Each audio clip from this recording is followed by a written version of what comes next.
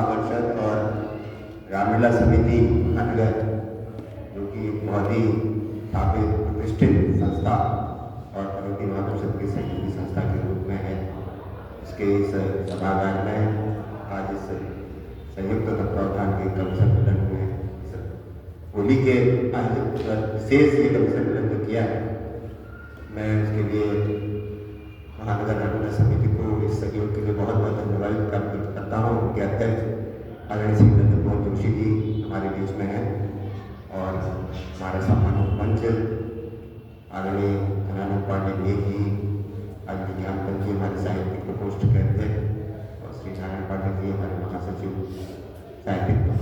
तो साहित्यिक प्रकोष्ठ की एक पहल जो आप देख रहे हैं, तो मैं कहना चाहूँगा कि आपकी पहल कहीं से भी कम नहीं है। ये आगाज है एक बड़ी कोशिश का। तो ये बड़ी कोशिश होगी जब आप इसी तरह से, मेरा ये सुझाव ये है, जब आप इसी तरह से क्षेत्रीय शाखाओं, सहयोगी संस्थाओं और रामलीला समितियों के सहयोग से इसी तरह के छोटे छोटे कवि सम्मेलन करेंगे क्षेत्रों में भी, जहाँ मुझे आसान पूरा सहयोग मिलेगा, क्योंकि इस तरह का माहौल बनाना कोई आसान काम नहीं है। इस तरह का साहित्यिक माहौल, और कितनी मैं देख रहा था, जैसे गोकुल जी ने कहा, बहुत बड़ी बात कही, उन्होंने कहा कि 1000 लोग भी होंगे तो इतना क्विंटल साहित्य से कोई सुनेगा, इसमें यहाँ पर लोग बैठे हैं। सबसे ज़्यादा मैं आपको धन्यवाद देता हूँ कि आप लोगों ने बड़ी गंभीरता से, बड़ी मनोयोग के साथ हमारे कविवृंदों को सुना और इन रचनाओं के माध्यम से एक बहुरंगी जो माहौल बना है यहाँ पर, उसमें बड़ा आनंद था।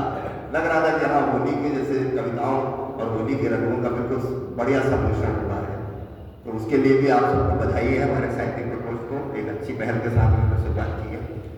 और मेरा एक और सुझाव भी है कि एक व्हाट्सएप ग्रुप बनाए साहित्य सृजन।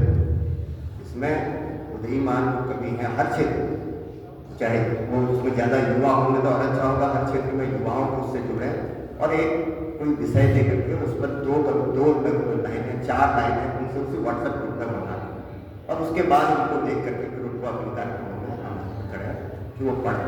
ऐसे हमको नए कवियों को आगे बढ़ाना होगा, जिससे कि जो युवा वर्ग है, अभी मैं देख रहा कि हमारे बीच में युवाओं के अंदर हम हैं तो सभी युवा अपने को समझते हैं, लेकिन उन युवाओं को आगे लाना के लिए इस तरह का प्रयास करने होंगे। और मुझे पूरी आशा है कि ज्ञानपंत जी जैसा व्यक्ति, जो बहुत ही व्यवहारिक व्यक्ति है, मैंने देखा उनके पास बहुत अनुभव है और उनकी बातों से तो सबको सहेज कर रखना, सबको साथ लेकर चलते हैं, जो उनका गुण है, वो इस साहित्यिक प्रकोष्ठ को और नारायण पांडे जी का जो अनुभव है, जो उनके अंदर विद्वता है, वो इस साहित्यिक प्रकोष्ठ को आगे लगेगी। जैसे लोहानी जी का आपने सुना, उनको मैंने सिर्फ मंच पर रामलीला में अभिनीत करके देखा था, लेकिन आज उनके शब्दों को सुनकर के बहुत आनंद हुआ कि इतना बढ़िया उन्होंने लिखा, गुवाहाटी में भी और अपने भाषा में भी, हिंदी में भी। तो इस तरह से साहित्यिक प्रकोष्ठ के माध्यम से पार्वती महापरिषद की जो कई वर्षों से लंबित पहल की, जिसको आज आपने सार्थक रूप देना शुरू किया, मैं उसके लिए बहुत का। और वैसे तो मैं कभी नहीं हूँ, लेकिन कभी कभी लिख लेता हूँ, जैसे बाथरूम सिंगर होते हैं वैसे मैं उसी टाइप का मैं भी कभी हूँ। तो मैं श्रोता और कवि के बीच में एक संबंध को कहता हूँ कि कवि एक अद्भुत प्राणी होता है।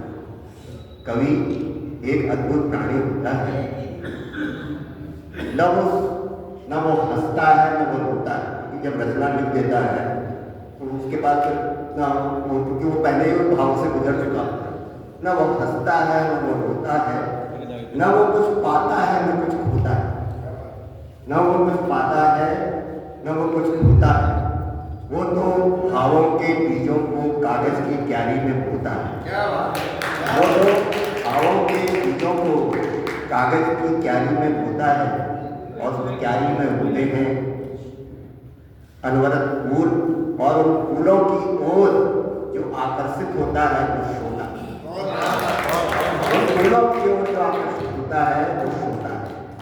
तो आप सभी वही श्रोता हैं जो इन्होंने लिखा, जो सृजन किया, और सृजन की इस जो ये सृजन की जो मुद्रा है, परमात्मा और प्रकृति ही ऐसा वरदान देती है और सबको नहीं मिलता ये।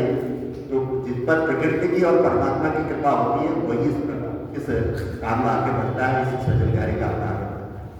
तो इसको परमात्मा का, माँ सरस्वती भक्ति का कहिए, आशीर्वाद सुनिए, ऐसे लोग हमारे बीच में हैं जो हमारी बात को हमारे साथ कहें, हमारे मन में दबी हुई कुंठाओं को, हमारे मन में दबी हुई तमाम जो विचलन है उनको कहीं न कहीं शब्दों के रूप में जब सुनते हैं तो ऐसा लगता है कहीं ये हमारी ही बात है।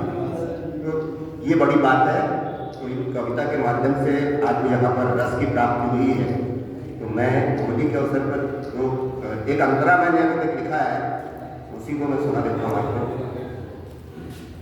रंगों की उड़ान फागुन की नरम हवा ने, रंगों की उड़ान फागुन की नरम हवा ने चुपके से संदेश सुनाया।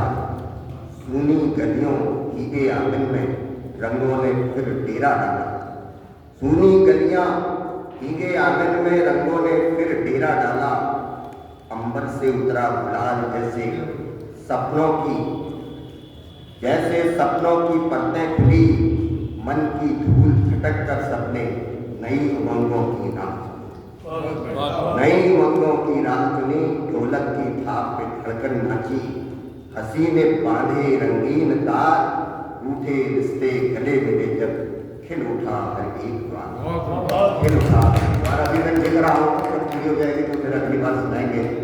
और शब्दों के साथ कि पुनः आप सबने इतना समय दिया, और संख्या कोई बड़ी बात नहीं है, संख्या तो आपके पास नगर में आगे कार्यक्रम करेंगे तो बहुत संख्या मिलेगी आपको।